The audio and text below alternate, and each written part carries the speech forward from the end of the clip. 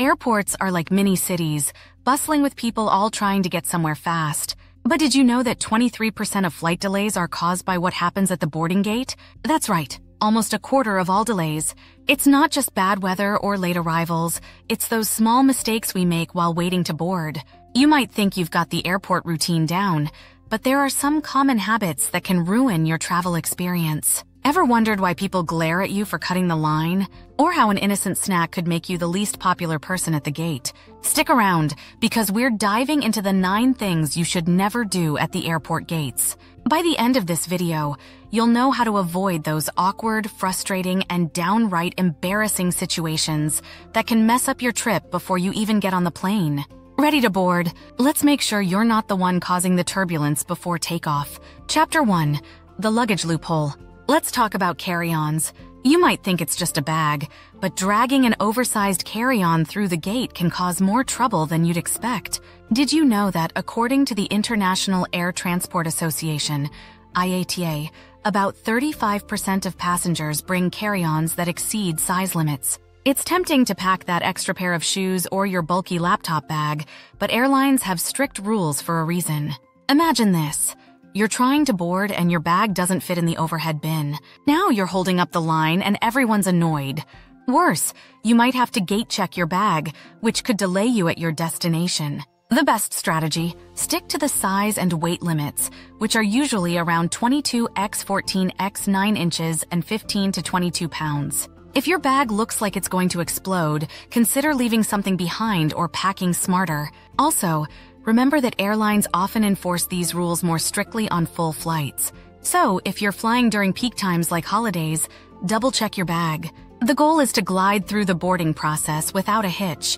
You don't want to be that person who causes the holdup, right? Chapter 2. Crowd crashers. Cutting in line might have worked in elementary school, but at the airport, it's a major no-no. Picture this. You're patiently waiting for your boarding group to be called, and someone casually strolls past you, cutting the line. Not cool. Research by the Passenger Behavior Survey found that 67% of passengers feel stressed or angry when someone cuts in line. Why is this such a big deal? Airports are stressful enough without adding unnecessary tension. The boarding process is designed to be orderly, with groups boarding in a specific sequence to keep things moving smoothly. By cutting in line, you're disrupting that flow and potentially delaying the whole process. The best strategy: respect the boarding order. Wait for your group to be called, and when it is, be ready with your boarding pass and ID in hand. It's about respecting the system and your fellow travelers. Also, if you're eager to get on the plane early for overhead bin space, consider booking priority boarding. Many airlines offer this as an add-on, and it can save you the hassle of fighting for space. Plus, it's a small price to pay for starting your trip on the right foot. Chapter 3. Seat stalkers. Let's face it, we've all been tempted to hover around seats we want, hoping the person occupying them will leave soon. But stalking seats at the gate is awkward and unnecessary. According to a study by Travel Plus Leisure, 42% of passengers admit to feeling uncomfortable when someone hovers over them, waiting for their seat. It's better to wait in a nearby seat until the area clears out. Why does this matter? Hovering can make other passengers feel rushed or uncomfortable, which isn't the vibe you want to give off right before a flight. The strategy here is simple: patience is key. Find a seat nearby, relax, and wait for your turn.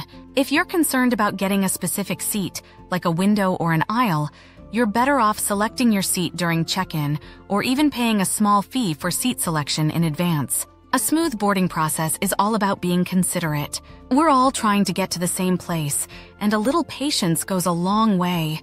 Plus, staying seated until it's your time helps keep the boarding area less congested, which benefits everyone. Chapter 4. Gate gossip gaffes. We've all heard someone spilling their life story at the gate, and let's be honest, it's awkward. Airports are public spaces, and that means everyone around you can hear your conversation. According to a study by the University of Surrey, 82% of people find overhearing other travelers' personal conversations at the gate annoying and intrusive. Why does this happen? It's easy to forget that, in the relative calm of the gate area, your voice can carry. But remember, not everyone needs to know about your latest breakup or the juicy office drama. The strategy here is simple: keep your voice down and your conversations private. If you must discuss something sensitive, step away from the crowd or wait until you're in a more private setting. You can also use noise-canceling headphones, which have the dual benefit of giving you privacy and signaling to others that you're not open to conversation. And here's an interesting fact. A survey by Expedia found that 1 in 5 travelers has regretted something they said loudly at the airport. So, before you dive into that deep conversation, think about how it might sound to those around you. Your fellow passengers will appreciate the quiet, and you'll avoid any awkward situations later. Liking what you see? Subscribe now and let's get right back to it. Chapter 5: Last-Minute Lounge Lurkers. Everyone loves the idea of chilling in a lounge before a flight, but trying to sneak into one at the last minute? That's a rookie mistake. Lounges are great for relaxing, but they have capacity limits, and showing up late often means you won't get the full experience. According to the Collinson Group, which operates Priority Pass, the average traveler spends about 50 minutes in an airport lounge. Here's the strategy. Plan ahead. If you have lounge access, arrive early enough to actually enjoy it. This way, you can grab a bite, sip a drink, and unwind without constantly checking the time. If you're thinking about using a lounge for the first time, look into purchasing access ahead of time, especially if you know you'll have a longer wait at the airport.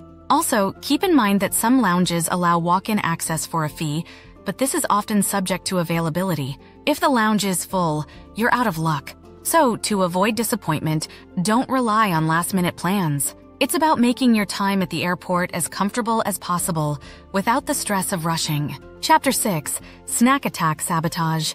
Who doesn't love a good snack? But opening up something smelly or messy at the gate? That's a fast way to make enemies. A survey by Harris Poll found that 61% of travelers are bothered by others eating pungent foods in public spaces, including airport gates. Think about it. The gate area is enclosed and smells can linger. You might love your tuna sandwich, but the person sitting next to you probably doesn't. The strategy here is straightforward. Choose your snacks wisely. Opt for foods that are easy to eat and have minimal odors. Think granola bars, nuts, or a simple sandwich. Nothing too fancy, but nothing too fragrant either. If you're traveling with kids, pack snacks that won't make a mess. Crumbs and sticky fingers can be a hassle to clean up, and the last thing you want is to board your flight with half your snacks smeared across your clothes. And here's a tip. Keep some gum or mints handy. Not only will it help freshen your breath after eating, but it's also a polite move if you've just finished a snack with a strong smell. A little consideration goes a long way.